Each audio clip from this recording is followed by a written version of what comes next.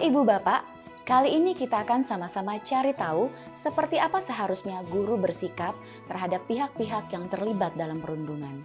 Untuk mengetahui seperti apa respon yang bijak dalam menyikapi perundungan, kita perlu identifikasi terlebih dahulu siapa saja pihak yang terlibat. 1. Korban atau orang yang menjadi target aksi perundungan. 2. Pelaku perundungan. 3. Bystanders atau penonton. Nah, karena pihak-pihak yang terlibat dalam perundungan memiliki kekhasannya masing-masing, maka dibutuhkan pendekatan yang khusus terhadap setiap pihak. Apa respon ibu dan bapak ketika mendengar anak dirundung? Lewat layanan responsif yang disediakan oleh bimbingan dan konseling, ibu dan bapak dapat mengadakan sesi konseling bersama korban. Alih-alih menghakimi, menyalahkan, atau meragukan apa yang dialami korban, ibu dan bapak bisa mendengarkan dan merespon dengan penuh empati. Mengelola emosi menjadi kunci kita dapat merespon cerita korban dengan lebih bijak. Jangan lupa, yakinkan korban bahwa perundungan bukan salahnya. Perundungan dapat terjadi pada siapapun dan kapanpun. Ingatkan juga bahwa ibu, bapak, dan sekolah berada di sisi korban sehingga korban tidak merasa sendirian. Kedua, memberi dukungan. Dari cerita korban dan observasi, ibu bapak identifikasi kebutuhan korban. Apakah ia membutuhkan pendampingan, perawatan luka fisik, dukungan psikologis, dan kebutuhan lainnya? Setelah itu, ibu dan bapak dapat membuat catatan berupa kronologi berdasarkan cerita korban, menggunakan pertanyaan berikut.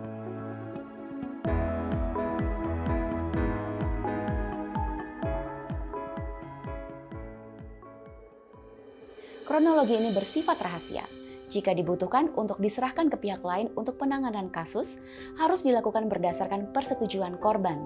Selanjutnya, ibu dan bapak dapat memverifikasi kronologi tersebut.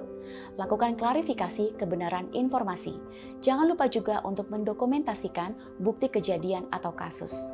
Terakhir, analisis masalah. Bapak Ibu diharapkan mampu menentukan tindakan apa yang tepat dalam kasus perundungan yang sedang Ibu Bapak tangani. 1. Apakah diselesaikan secara internal? 2. Atau membutuhkan rujukan ke pihak lain seperti orang tua, puskesmas, P2T P2A, UPTD PPA atau Unit Pelaksana Teknis Daerah Perempuan dan Perlindungan Anak, dan kepolisian. Jangan lupa, semua langkah yang diambil harus berdasarkan persetujuan korban ya. Lalu, bagaimana sikap kita terhadap pelaku perundungan? Tahukah Bapak Ibu kalau perundungan dapat disebabkan dan menyebabkan efek domino? Dalam beberapa kasus, pelaku perundungan di sekolah mungkin merupakan anak yang berjuang terhadap trauma di masa lalu. Tidak jarang juga mereka berjibaku dengan perasaan rendah diri, kecemasan, dan perasaan tidak nyaman yang lain. Menjadi agresif terhadap orang lain diduga dapat memberi kekuasaan dan kontrol yang mungkin tidak bisa ia penuhi sebelumnya. Lagi-lagi mendengarkan jadi jurus jitu awal mula mencari titik terang kasus perundungan. Ibu dan bapak didorong mendengarkan secara empatik terhadap pelaku perundung. Terlebih jika pelaku adalah anak berusia di bawah 18 tahun. Artinya, mereka dianggap belum memiliki kekuasaan penuh atas sikap dan keputusan yang mereka buat.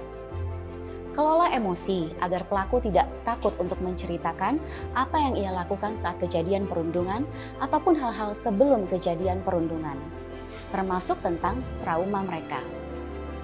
Sangat lumrah apabila anak-anak tidak dapat mengartikulasikan perasaan dan menggambarkan situasinya. Butuh waktu untuk memproses hal tersebut.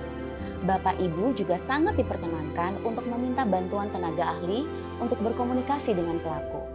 Kedua, coba untuk petakan masalah bersama dengan anak. Ibu dan bapak bisa mengajak pelaku untuk memahami sudut pandang korban dan secara aktif berefleksi bahwa apa yang pelaku lakukan ada perbuatan yang kurang bijak dan dapat berdampak buruk bagi dirinya dan orang lain. Coba bayangkan jika kamu adalah Ani, baju renang hadiah mama kamu dirusak teman. Apa yang akan kamu rasakan? Karena baju renang satu-satunya, Ani tidak dapat mengikuti pelajaran renang di hari Rabu ini. Ketiga, memberikan konsekuensi akibat tindakan yang dilakukan pelaku bisa jadi opsi.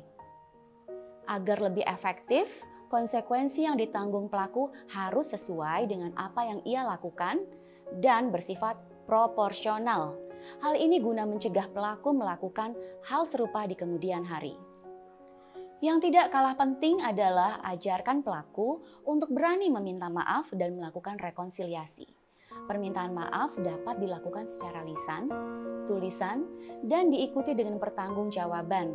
Misalnya, ibu dan bapak bisa meminta pelaku menjahit ulang kaos yang robek akibat dirusak pelaku. Nah, pihak lain yang perlu direspons dan sering luput dari intervensi adalah bystanders atau penonton.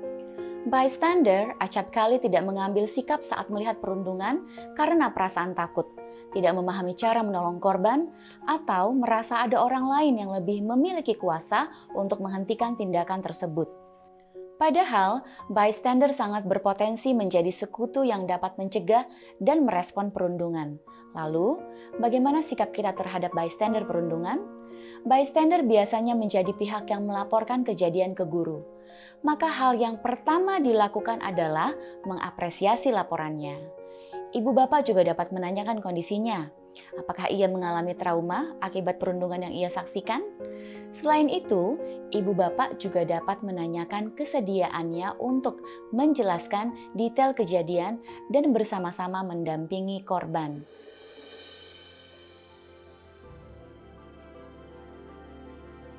Terakhir dan tidak kalah penting, ibu dan bapak perlu senantiasa melakukan pengawasan secara berkala terhadap setiap pihak yang terlibat dalam perundungan, agar kita bisa melihat perkembangan dari masing-masing pihak. Meski tidak mudah, Ibu Undung percaya bapak ibu pasti bisa.